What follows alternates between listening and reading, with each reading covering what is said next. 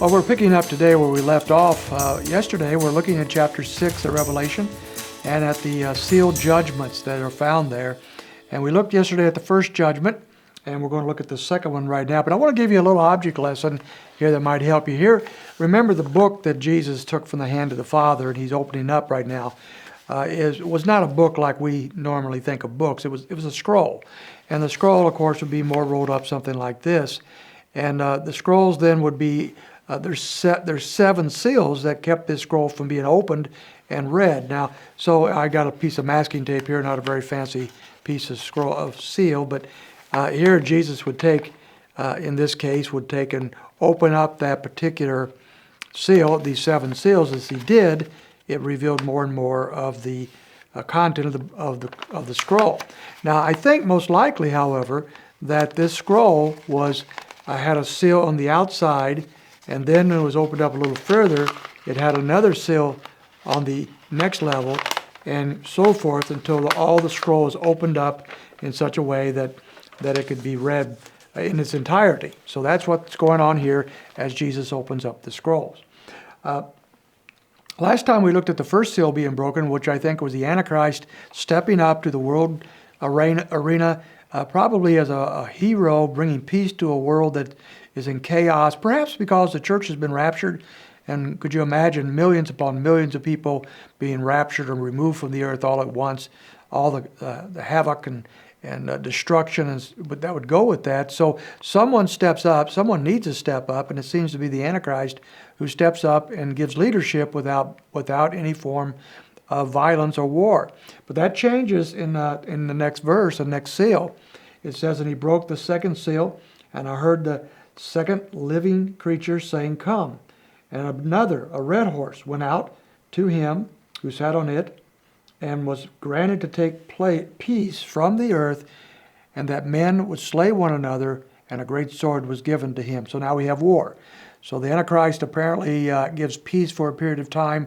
That peace is taken from the earth, perhaps because of his policies, or perhaps because of some that don't want him in charge of the world scene. Or maybe it's something he does aggressively. We don't necessarily know, but we do know this second seal is a war that breaks out, apparently a worldwide war, perhaps like nothing, or almost certainly like nothing that we've ever seen before.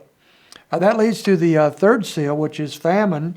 And when verse 5, "When he broke the third seal, I heard the third living creature saying, 'Come.'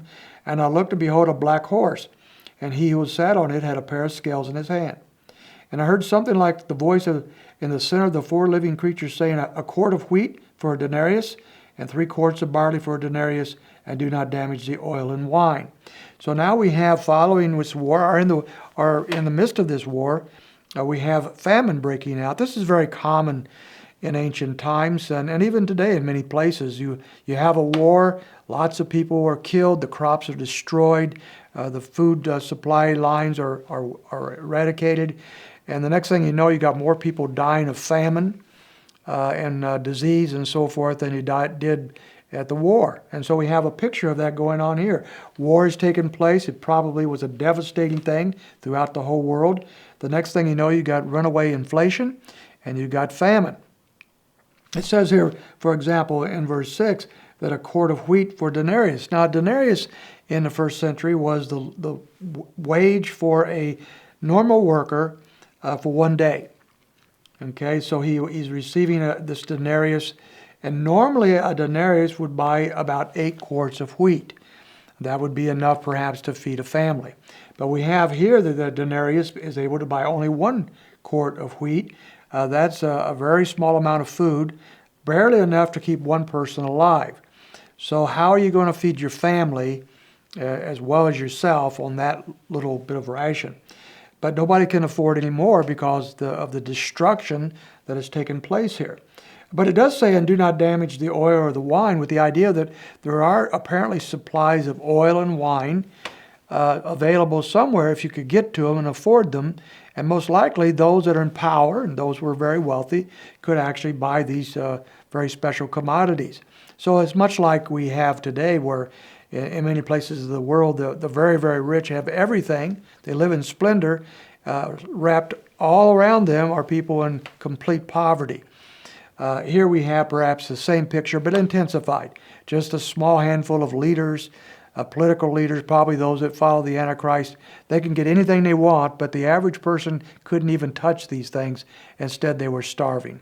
So that's the third seal and the third judgment that has come upon the earth at this time. Next time, we want to look at the next two seals and see what else is taking place during these early years of what we call the tribulation period. You join us tomorrow, and we'll see what we have here in God's Word.